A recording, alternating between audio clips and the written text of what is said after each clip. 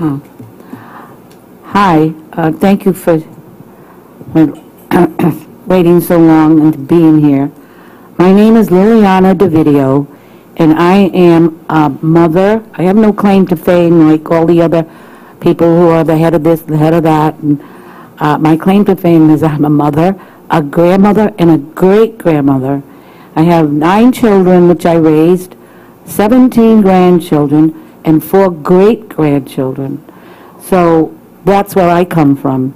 And of course you must know I really am against this bill S-38. And I just want to say the reason why I stayed so long is because through the night, as I waited for, like, heaven knows what time it was, 4 or 5 o'clock, I'm not sure, that everyone, not everyone, but many people came up and spoke about Scripture, about the Bible, about God. And some of the people here, especially some of our legislators, didn't seem to appreciate that. But that's what we're all about, and that's why we're here.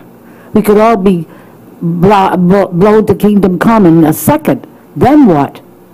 We have to do it right. Live right. Okay. Now, many of you people say, well, they discourage the Bible. They disparage it. They put it down. Well, I think you all remember Abraham Lincoln. We all loved Abraham Lincoln. I just saw the movie. It was great. You should go see it. I think he got the Academy Award for portraying Abe Lincoln. It was that good. But anyway, Abe Lincoln loved the Bible.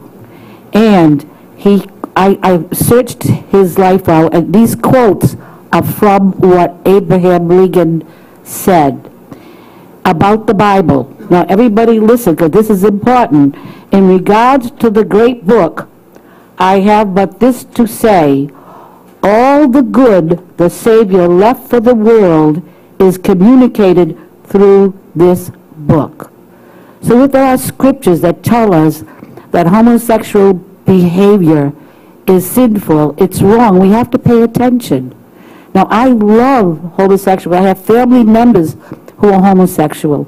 I love them, and I don't condemn anybody, because we're all sinners, as was said many times tonight.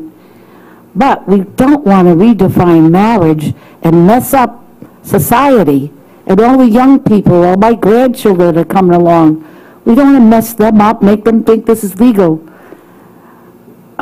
Okay, I want you to vote, please. I beg you, because